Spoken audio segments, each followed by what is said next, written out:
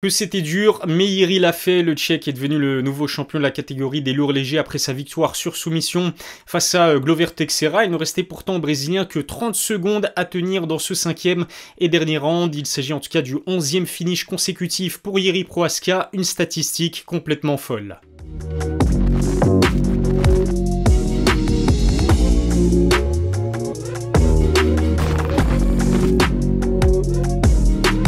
Salut à tous, c'est Ilyes, on se retrouve aujourd'hui pour une nouvelle vidéo, le débrief de l'UFC 275. Jiří Procházka a souffert mais a fini par s'imposer sur soumission dans les tout derniers instants du combat. Le Tchèque était pourtant à deux doigts de s'incliner face au jusqu'au boutisme d'un Glover Teixeira très solide malgré ses 42 ans. Mais quel combat de folie, Glover et Jiří ont absolument tout donné sur ces 5 rounds. Personnellement, je ne m'attendais pas à ce que les deux hommes tiennent pendant presque 25 minutes. En connaissant leur qualité de finisseur, je m'imaginais voir cette opposition se clôturer bien avant le 4e round. Les deux combattants ont d'ailleurs eu l'occasion de l'emporter sur KO ou soumission pendant l'intégralité du combat, mais au final c'est Procházka qui ressort vainqueur de son title shot. Pourtant, le Brésilien n'a pas démérité, bien au contraire. S'il avait tenu 30 secondes de plus, il aurait été déclaré vainqueur du combat sur décision. Après les 4 premiers rounds, 2 des 3 juges lui ont officiellement octroyé l'avantage. Avec 5 takedowns, plus de 9 minutes de contrôle au sol, du grand end-pound et 111 frappes significatives, Glover l'aurait bien mérité. C'était sans compter sur un Jiří qui ne lâche rien jusqu'à la dernière minute du combat. Le Tchèque a encaissé beaucoup de coups comme il en a l'habitude, mais au début du 5e round, il a considérablement souffert face à la précision de son adversaire. Fatigué par ses propres offensives et l'activité de Glover, Jiří Procházka était très proche de la défaite. Heureusement pour lui, il a trouvé l'ouverture dans les derniers instants du combat pour tenter et réussir un étranglement qui lui octroie la victoire et le titre. Alors Jiří ne s'est pas fait surclasser, loin de là, il a connu plusieurs gros temps forts, notamment dans le 3e round, mais c'est vrai que la ténacité de Glover Teixeira lui a permis de résister aux body shots et aux jabs surpuissants envoyés par son adversaire. Quand l'un dominait les échanges, l'autre en profitait pour retourner complètement la situation. C'est vrai que c'était un combat très compétitif et absolument spectaculaire. On a eu la confirmation que Glover Teixeira restait un combattant de très haut niveau malgré ses 42 ans, c'est pas pour rien qu'il est devenu champion après 6 victoires consécutives. De son côté, Jiří a démontré qu'il était un combattant de MMA complet avec une bonne compréhension du sol. C'est vrai que nombreux sont ceux qui pensaient qu'il suffisait à Glover de l'emmener au sol pour le soumettre. Le Tchèque a montré que c'était pas aussi facile que cela. On l'a d'ailleurs vu se relever à plus d'une reprise après s'être retrouvé dans des positions dangereuses. Avec 5 amenés au sol réussis sur 17 tentés, Glover a dû batailler pour pouvoir emmener Jiří dans son monde. Le Tchèque a démontré qu'il avait quand même une bonne défense des takedowns. Debout, il a surpris le Brésilien à plus d'une reprise en trouvant des angles de frappe très particuliers à l'image d'un Tony Ferguson. Jiří s'est également pris des coups qui en auraient couché plus d'un, mais son menton et surtout son état d'esprit de guerrier lui ont permis de garder son calme et de profiter d'une erreur pour punir Glover.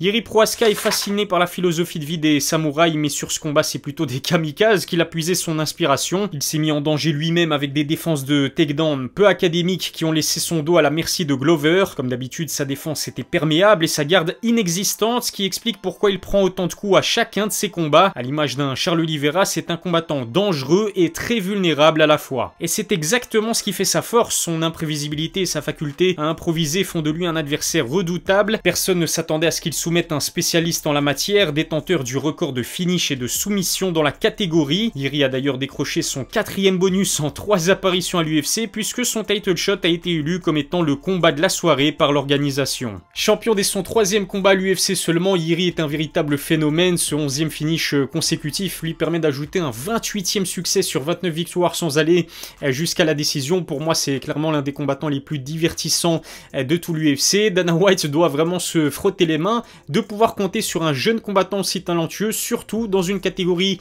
des lourds légers qui manquait cruellement de stars depuis le départ de John Jones.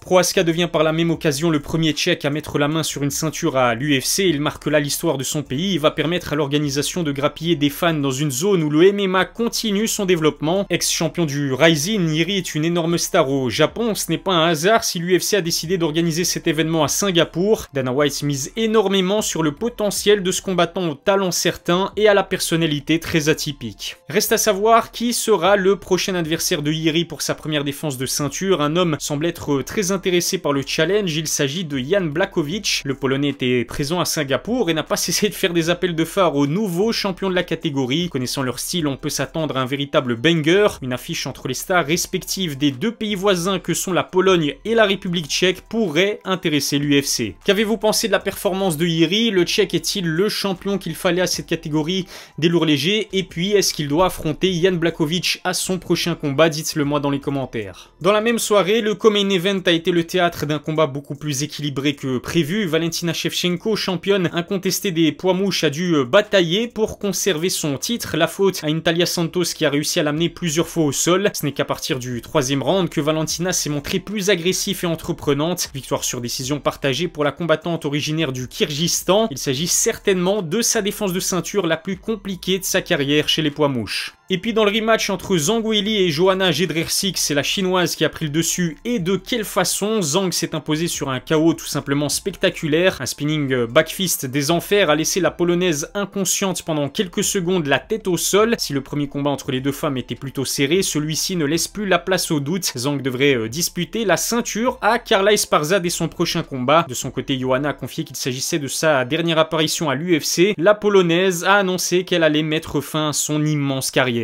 Voilà ce que je pouvais vous dire sur cette UFC 275 qui a vraiment assuré le spectacle. Dites-moi dans les commentaires si vous aviez correctement pronostiqué les 3 combats dont je viens de vous parler. Abonnez-vous à ma chaîne, lâchez un pouce bleu si ça n'est pas encore fait. Suivez-moi sur mes réseaux sociaux, tous les liens sont dans la description. Je vous donne rendez-vous très vite pour une nouvelle vidéo. D'ici là, prenez soin de vous.